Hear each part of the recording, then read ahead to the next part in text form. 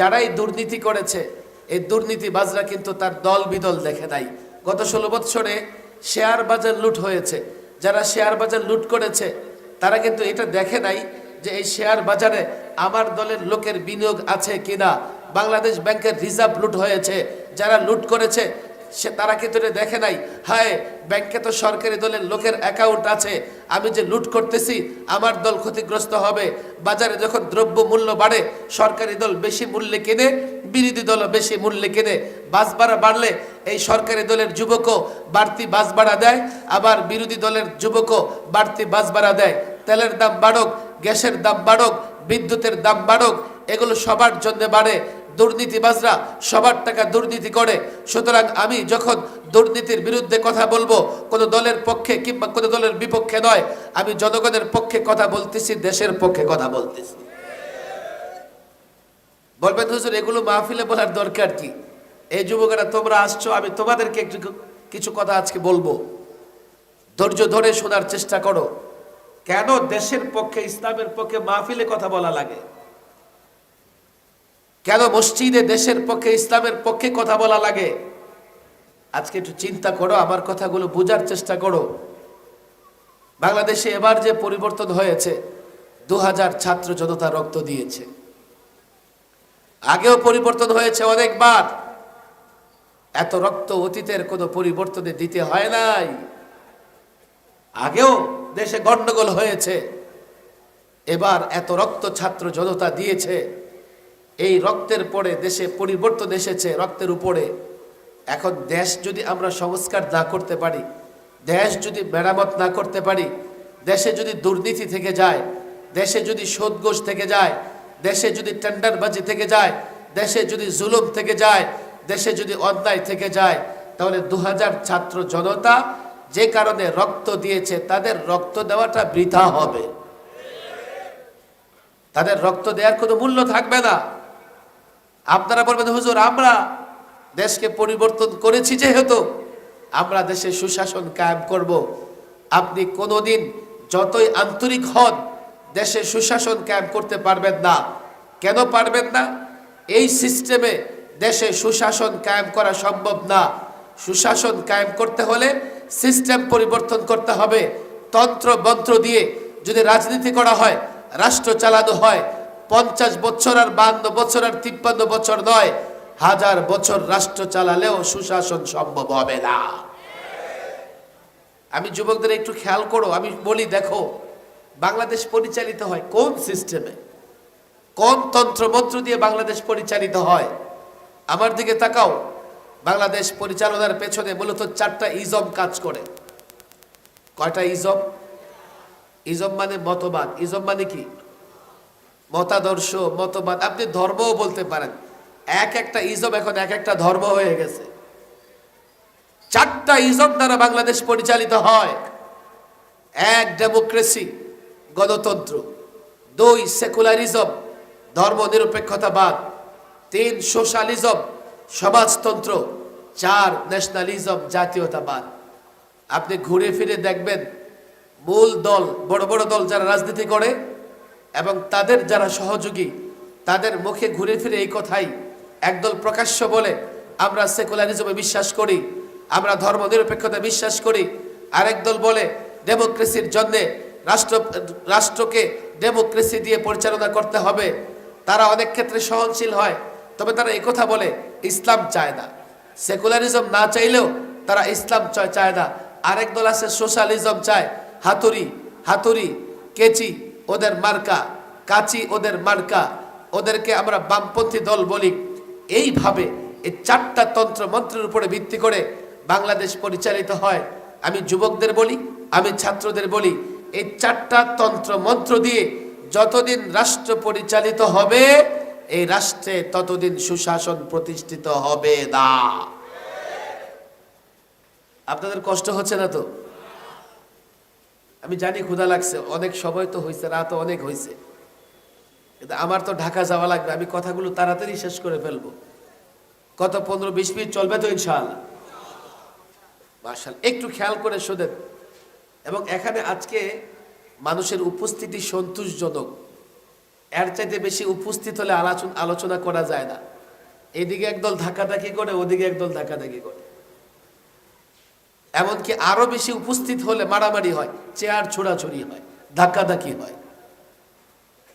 মাহফিলে এত বেশি উপস্থিত হওয়াটা মাহফিলের পরিবেশ বিনষ্ট করে। আজকে যারা আপনারা আসছেন আলহামদুলিল্লাহ, মাঠও কানায় কানায় পড়লো, আবার সুন্দর করে সবার বসবাসের জায়গা হয়ে গেছে।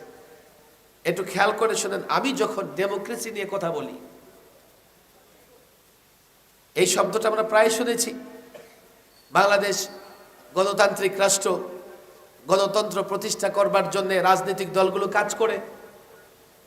এই জন্য আমি যখন ডেমোক্রেসি বা গণতন্ত্রের সমালোচনা করি, একদল আমাকে বলেই ফেলবে আপনি মৌলবাদী, আপনি সাম্প্রদায়িক। আমি যদি সেকুলারিজমের বিরোধিতা করি, আরেক দল আমাকে বলবে আপনি ধর্মান্ধ, আপনি সেকুলারিজমের বিরুদ্ধে কেন বলেন।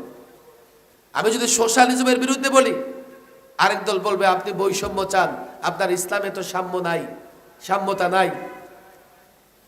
প্রথমে আমি যুবকদের যে কথা বলি, রেকর্ড হচ্ছে, তুমিও রেকর্ড করে নাও। এই তন্ত্র মন্ত্রগুলো কোনোটাই এমন নয় যে এগুলো নিয়ে পশ্চিমা রাষ্ট্রগুলোতে বিতর্ক নাই। ডেমোক্রেসি নিয়ে বিতর্ক হয়, ডেমোক্রেসির সুফল কুফল নিয়ে বিতর্ক হয়, সেকুলারিজম নিয়ে বিতর্ক হয়। বরং সেকুলারিজমের বিরুদ্ধে সবার আগে খ্রিস্টান ওলামায়ে কেরাম, খ্রিস্টান পাদ্রীরা কথা বলেছে। খ্রিস্টান পাদ্রীরা সবার আগে সেকুলারিজমের বিরুদ্ধে আওয়াজ তুলেছে। সোশ্যালিজম, সমাজতন্ত্রের ইতিহাস দেখো, সোভিয়েত ইউনিয়ন সমাজতন্ত্র দিয়ে এক যুগ চলতে পারে নাই, টুকরা টুকরা হয়ে গেছে।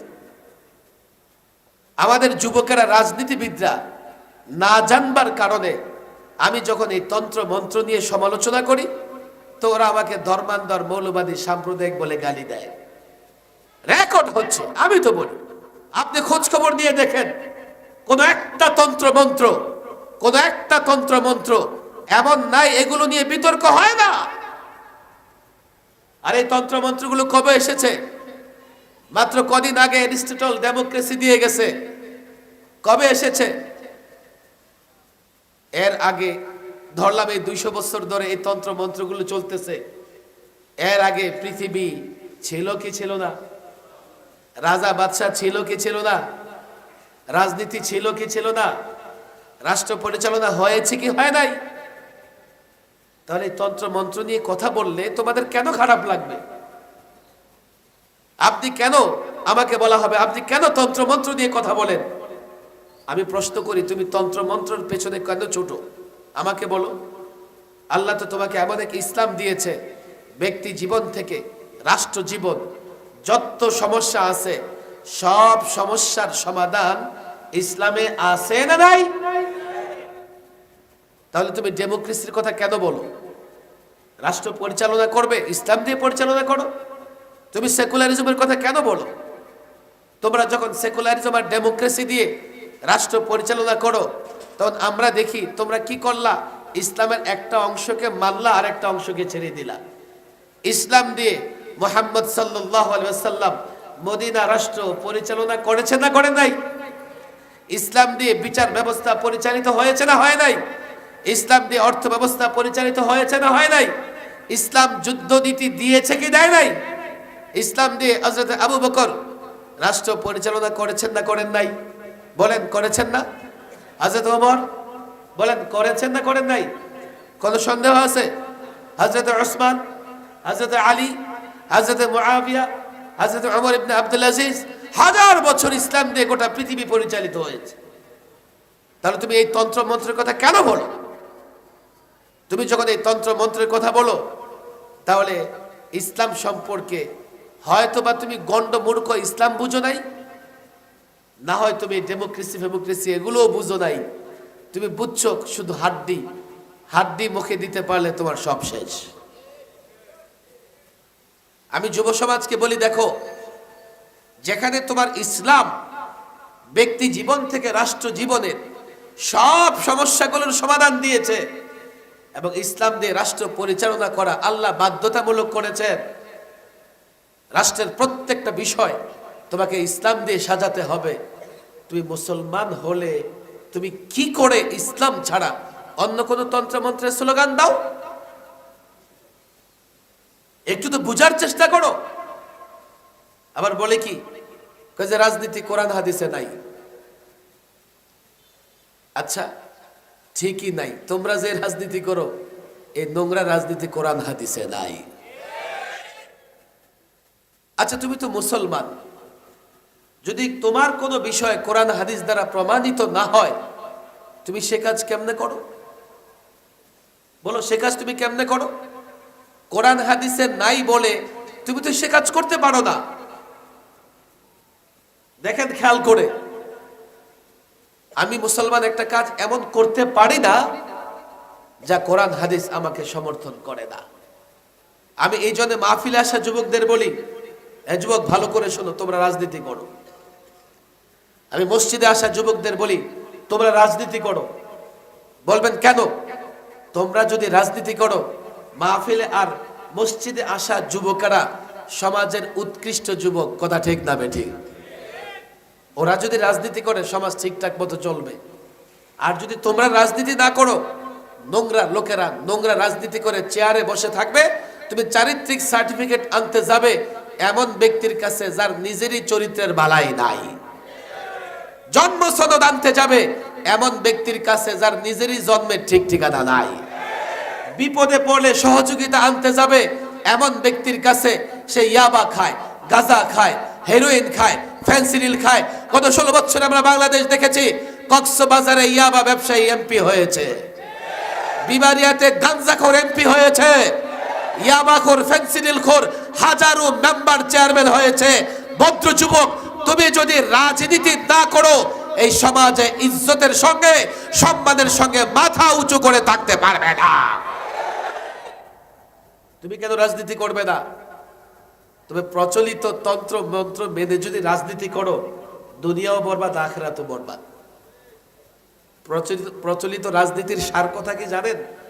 আল্লামা মুফতি আমিন রহমাতুল্লাহ প্রায় বলতেন, এটা প্রচলিত রাজনীতি হচ্ছে, अगर जरूरत हो तो गधा को बाप बना लो, अगर जरूरत हो गधा को बाप बना लो, अगर जरूरत खत्म हो जाए तो बाप को गधा बना लो। बुझेन नहीं? अगर जरूरत हो गधा को बाप बना लो, कोई प्रयोजन होले गादारे बाप डाकते थाको। अगर जरूरत खत्म हो जाए तो बाप को गादा बना लो, जरूरत शेष तो बाबारे की डाको, गादा बनाई फेलो। एमन आसे ना নাই?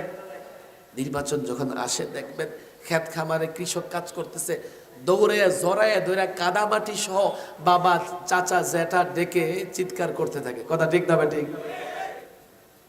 এই লোক বলে, আরে ছাড় আমার গায়ে কাদা।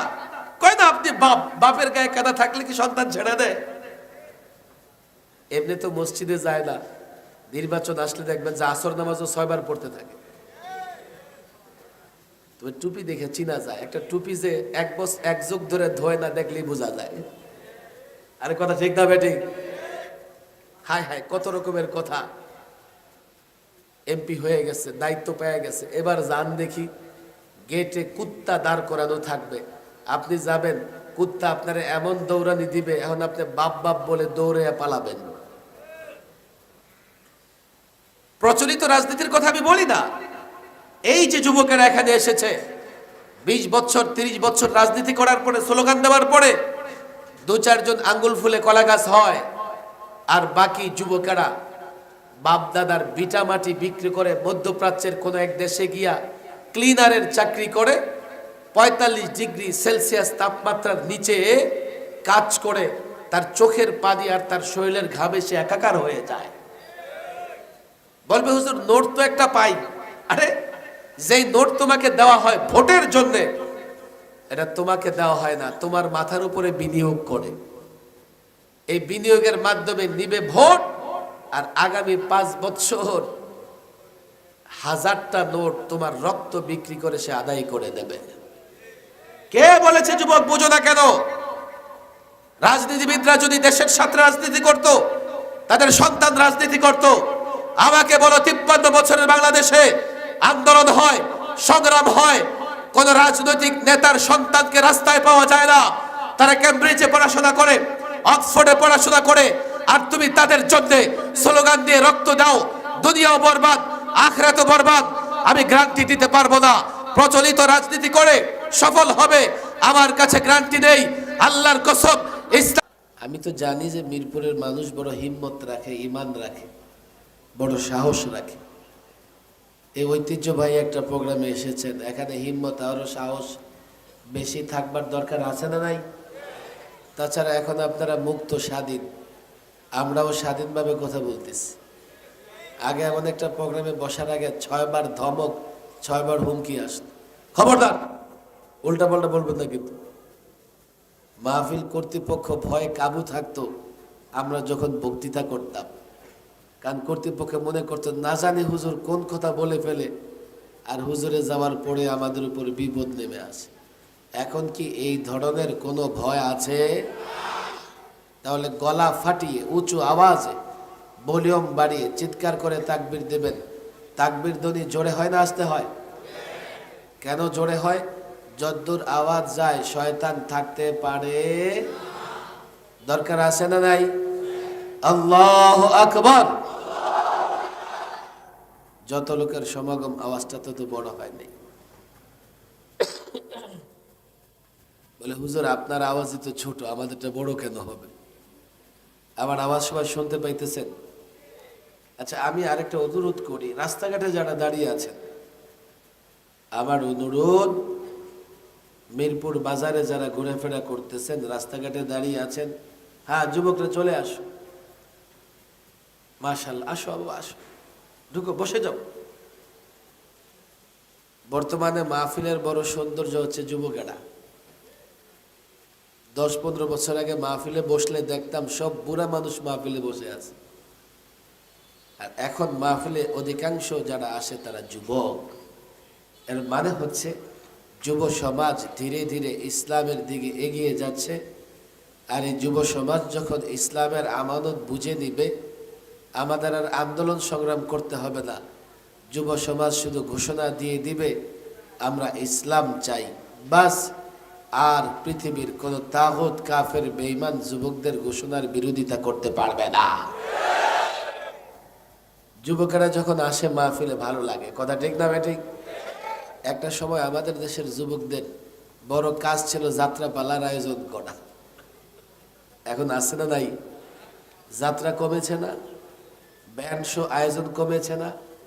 অনেক কমেছে, অনেক কমেছে, অনেক কমেছে। আমার বিশ্বাস এই যুবকেরা যতই ইসলামের দিকে আসবে এগুলো তত কমে যাবে। একটা সময় এই ধরনের বেহায়াপনা, অশ্লীলতা, গান বাজনা আয়োজন করার সুযোগ আর বাংলাদেশে থাকবে না।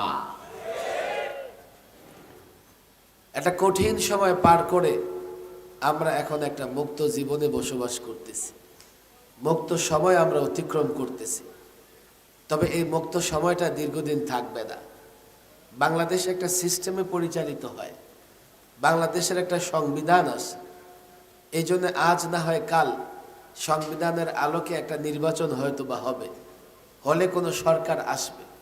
যখন দলীয় সরকার আসবে তখন সেই দলের লোকেরা আবার আমাদেরকে কোণঠাসা করবার, আবার আমাদেরকে নিয়ন্ত্রণ করার চেষ্টা করবে, কথা ঠিক না ঠিক? এটা বাংলাদেশের নেচার, এটা বাংলাদেশের বাস্তবতা। আপনারা আমার উপর নারাজ হবেন না। 53 বছর ধরে আমরা কিন্তু দেখে আসছি ক্ষমতার পালাবদল হয়, কিন্তু বাংলাদেশের মানুষের ভাগ্যের পরিবর্তন হয় না। ক্ষমতার পালাবদল হয় বটে, কিন্তু বাংলাদেশে যে কিছু ট্র্যাডিশন আছে, কি ট্র্যাডিশন আছে?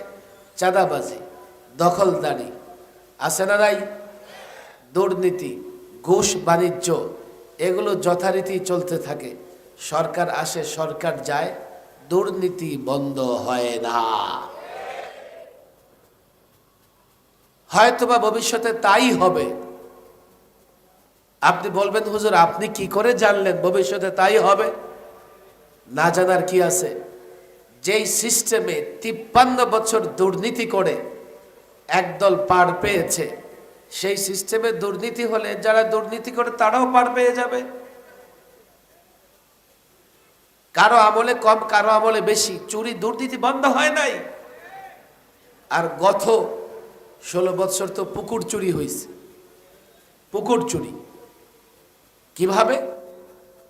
16 বৎসরে অর্থ পাচার হয়েছে 22 লক্ষ কোটি টাকা। আপনার ক্যালকুলেটরে সংখ্যা ধরবে না। এবং 22 লক্ষ কোটি টাকা দিয়ে বাংলাদেশকে কমপক্ষে 5 বছর চালানো যেত। 5 বছর। আর ভিক্ষা করে ঘি খেয়েছে। এখন এই ঘিয়ের মূল্য পরিশোধ করতে হবে জনগণকে। 18 লক্ষ 35 হাজার কোটি টাকা ঋণী বাংলাদেশ। আজকে যে সন্তান জন্ম দেবে তার মাথার উপরে 1 লক্ষ টাকার বেশি ঋণ। আগামী 50 বছরে জনগণের রক্ত বিক্রি করে এই ঋণ পরিশোধ করতে হবে, তাও সুদ সহ। কথা ঠিক না বেঠে?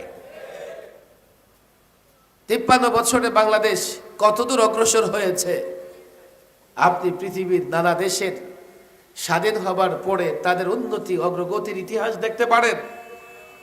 পৃথিবীর নানা দেশ স্বাধীন হবার পরে যত দ্রুত উন্নত এবং অগ্রগতির পথে অগ্রসর হয়েছে, আমরা 53 বছর বাংলাদেশ এতটা অগ্রসর হতে পারেনি, যার জন্য আমাদের পরে স্বাধীন হওয়া দেশেও আমাদের লোকেরা চাকরি করতে যায়।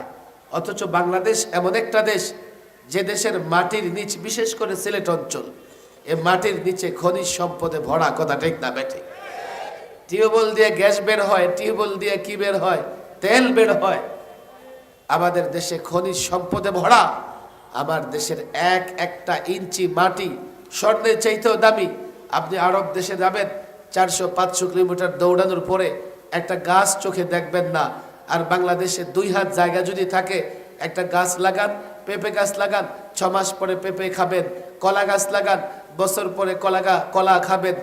ধান ইত্যাদি গম যা উৎপাদন হচ্ছে, বাংলাদেশে যে সম্পদ আছে, এদেশের মাটি এতটা উর্বর, পৃথিবীর নানা দেশ মাটি এবং সেই দেশে এতটা সম্পদ নাই। কেন বাংলাদেশের সাধারণ জনগণের ভাগ্য পরিবর্তন হচ্ছে না? আপনারা আমার উপর নারাজ হবেন না যে হুজুর আপনি কি বলছেন?